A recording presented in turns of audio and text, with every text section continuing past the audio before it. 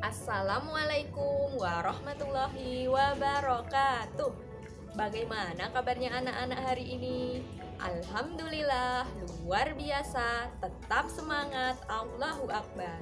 Nah, hari ini berjumpa lagi dengan Ustazah Nia, walaupun masih melalui video pembelajaran ya. Pasti anak-anak sudah banyak yang ingin kembali ke sekolah.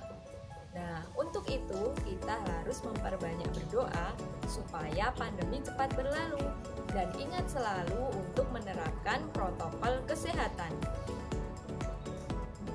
Coba siapa yang pernah tidak jadi pergi karena turun hujan yang sangat deras? Nah, Ustazah juga pernah merasakan hal yang sama. Nah, waktu itu turun hujan di sore hari. Karena hujan, Ustazah tidak jadi pergi. Walaupun Ustazah tidak jadi pergi, tapi datangnya hujan itu tetap membawa manfaat, yaitu Ustazah tidak perlu menyiram tanaman di sore hari. Coba siapa yang masih ingat doa saat turun hujan?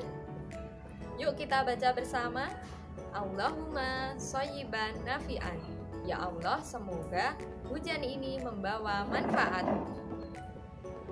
Nah, coba siapa yang tahu bagaimana proses terjadinya hujan? Nah, kalau belum tahu, yuk kita pelajari bersama. Proses terjadinya hujan dimulai karena adanya perubahan wujud.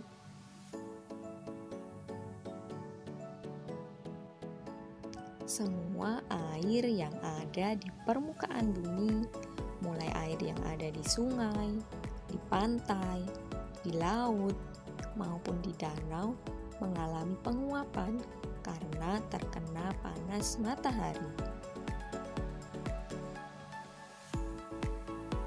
Penguapan ini disebut juga dengan evaporasi. Lalu uap air hasil dari penguapan akan menjadi titik-titik embun yang kemudian memadat dan menjadi awan-awan kecil. Proses mengembun dan menjadi awan ini disebut dengan kondensasi. Kemudian, awan-awan kecil tadi terbawa angin ke suhu yang lebih rendah dan berkumpul menjadi awan-awan yang besar dan berwarna kelabu. Kemudian karena suhu yang semakin rendah, lalu awan-awan itu mengeluarkan titik-titik air yang kemudian kita kenal dengan hujan.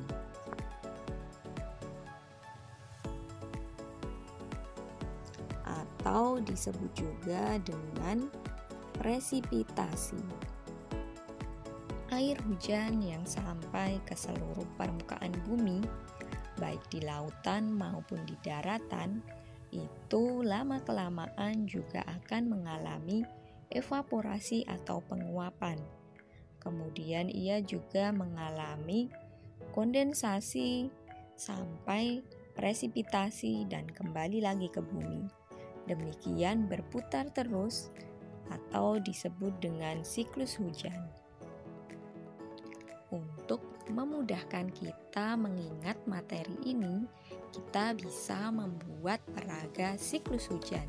Yuk kita buat bersama. Alat dan bahannya yaitu kertas buffalo warna biru, oranye atau kuning, dan putih. Kemudian ada bolpen, gunting, penggaris, tali atau benang, selotip, kapas, krayon, dan pelubang kertas yang lupa terfoto. Pertama, potong kertas dan kapas menjadi seperti ini. Kemudian setelah kertas dipotong, lalu diwarnai seperti ini. Lalu setelah diwarnai, kemudian kertas ditempel menggunakan selotip termasuk kapas juga ditempel menggunakan selotip. Lalu potong 6 tali sepanjang kurang lebih 10 cm dan 1 tali sepanjang kurang lebih 20 cm. Lalu beri lubang pada kertas yang tertempeli kapas dan kertas bergambar matahari bagian atas dan bagian bawah. Lalu pasang tali di lubang itu. Sebelum menali, pastikan tempelkan kertas yang bagian bawah dan bagian atas dengan ujungnya. Inilah hasil akhir dari peraga siklus hujan. Ya, bagian berwarna abu-abu itu menunjukkan penguapan. Dan ini bagian berwarna biru menunjukkan turunnya hujan. Sedangkan kapas menunjukkan proses terjadinya awan.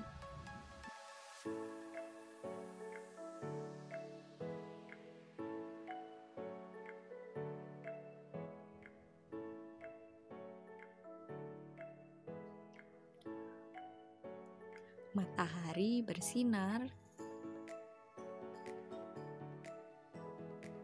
menyebabkan air di seluruh permukaan bumi mengalami penguapan.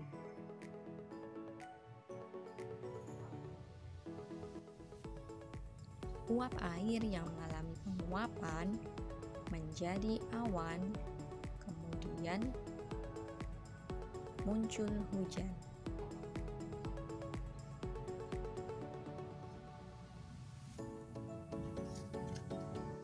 Ya, itulah tadi proses terjadinya hujan. Nah, dengan adanya hujan ini yang menurunkan air itu membawa banyak manfaat, yaitu airnya bisa kita gunakan dalam kehidupan sehari-hari, misalnya untuk masak, untuk mandi, kemudian untuk kita berwudu, menyiram tanaman, dan lain-lain. Nah, semoga dengan mempelajari ini kita bisa meniru hujan yang datangnya membawa manfaat. Nah, ingat juga salah satu hadis yang bunyinya, sebaik-baik manusia adalah yang bermanfaat bagi manusia yang lain. Ustadzah akhiri, wassalamualaikum warahmatullahi wabarakatuh.